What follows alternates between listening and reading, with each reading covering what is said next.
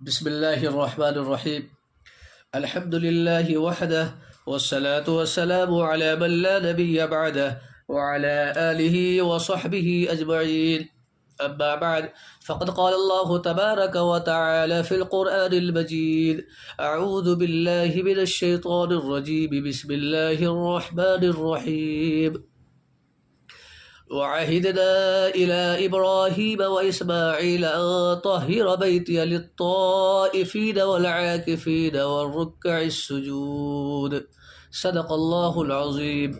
محترم سامعین و حاضرین، اللہ تبارک و تعالی نے ہم سبوں کو ایک عظیم الشان رمضان المبارک کا مہینہ عطا فرمایا ہے. اس مہینے میں اللہ تبارک و تعالی نے بہت ساری برکتیں رکھی ہیں اور اس مہینے میں بہت سے کام کرنے کا حکم دیا ہے. انہی میں سے ایک حکم یہ ہے کہ رمضان المبارک کے آخر عشرے کا اعتکاف کیا جائے. رمضان المبارک کے آخر عشرے کا اعتکاف یہ سنت مؤکدہ علی الکفایہ ہے. سنت مؤکدہ علی الکفایہ کا مطلب یہ ہوتا ہے کہ کم از کم ایک آدمی اعتکاف میں ضرور بیٹھے. اگر ایک آدمی بھی اگر اعتکاف میں بیٹھ جاتا ہے تو اللہ تبارک و تعالی بقیہ تمام محلے اور بستی والے کے ذمے سے اعتکاف کی سنت جو ہے یہ ساقط ہو جاتی ہے. لیکن اگر کوئی بھی آدمی نہ بیٹھے تو پھر پورا محلہ والا اسی طریقے سے پوری بستی والا گنہگار سمجھا جائے گا. اس کی بہت ساری فضیلتیں ہیں.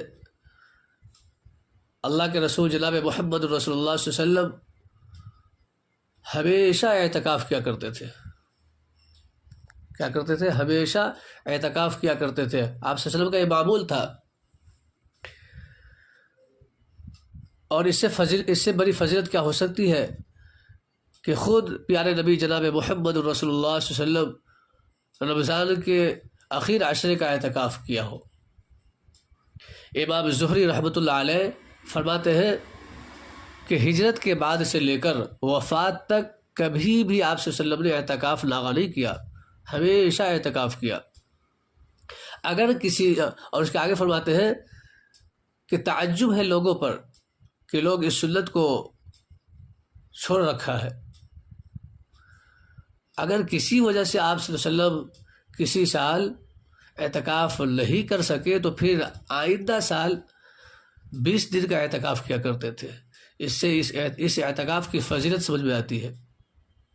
اسی طریقے سے حضرت عبداللہ بن عمر رضی اللہ عنہما کی روایت میں یہ ہے کہ آپ صلی اللہ علیہ وسلم رمضان کے آخر عشرے کا اعتکاف کیا کرتے تھے.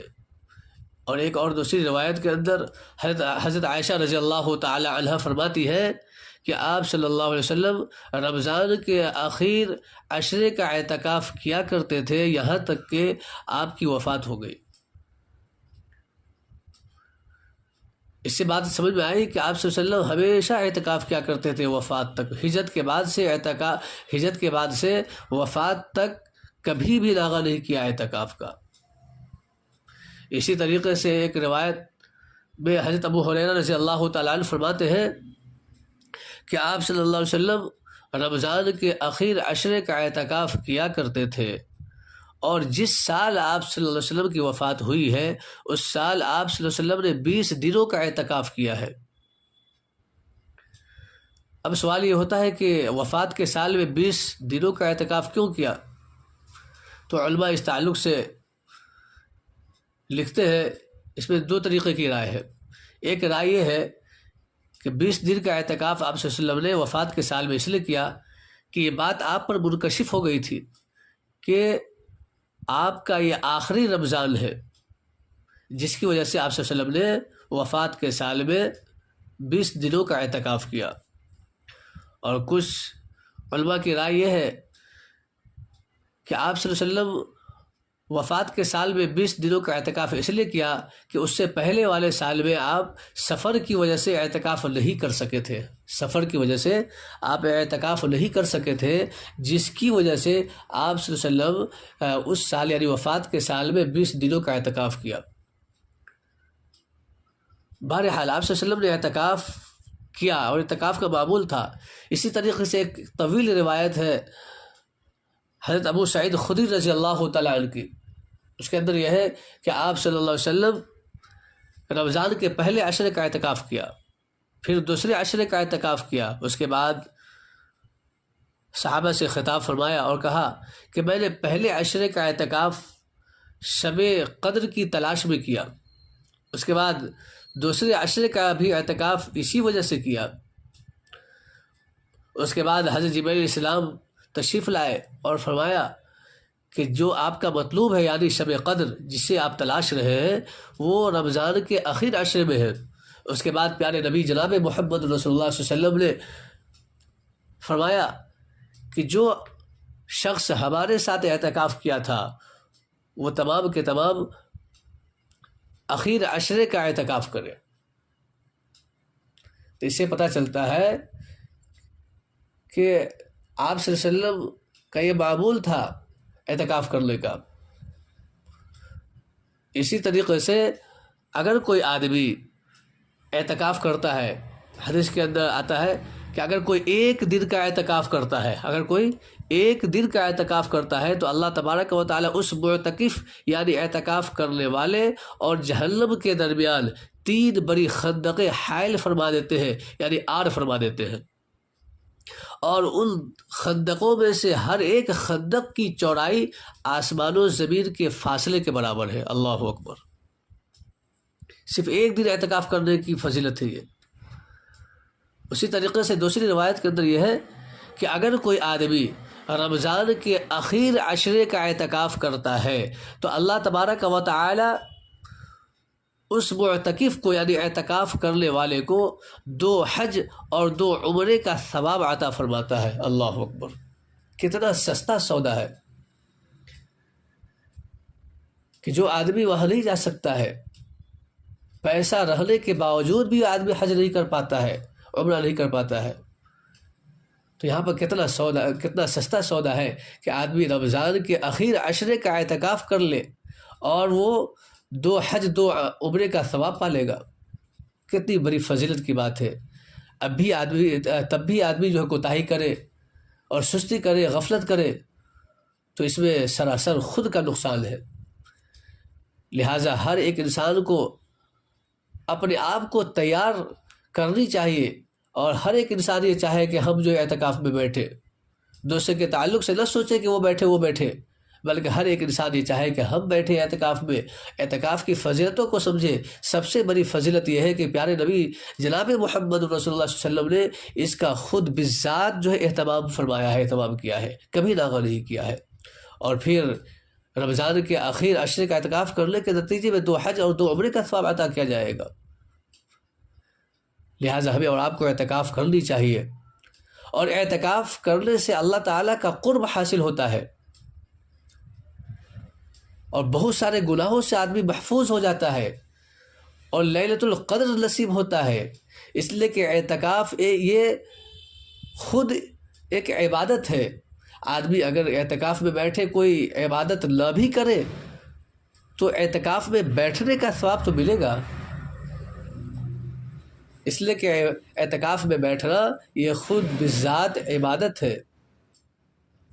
جو آدمی اعتکاف میں بیٹھتا ہے وہ گناہوں سے محفوظ ہوتا ہے، غیبتوں سے محفوظ ہو جاتا ہے، چغل خوری سے محفوظ ہوتا ہے، کسی پر بہتان لگانے سے، جھوٹ بولنے سے اور کسی کو دھوکہ دینے سے اور بد نظری سے، یہ تمام چیزوں سے آدمی بیک وقت جو ہے محفوظ رہتا ہے۔ لہٰذا ہمیں اور آپ کو اعتکاف میں بیٹھنی چاہیے۔ اب سوال یہ ہوتا ہے کہ اعتکاف میں آدمی رمضان کے آخر عشرے میں کب بیٹھے؟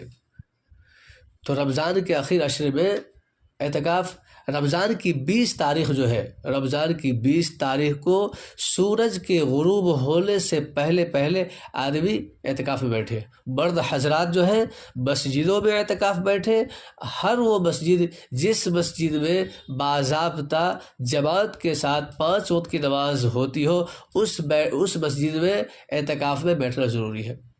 لہٰذا مرد حضرات مسجدوں میں اعتکاف میں بیٹھے، رمضان کی 20 تاریخ کو سورج کے غروب ہونے سے پہلے پہلے مسجد میں آ کر اعتکاف بیٹھے، اور جب عید کا چاند نکل جائے تو اس کے بعد وہ چلا جائے۔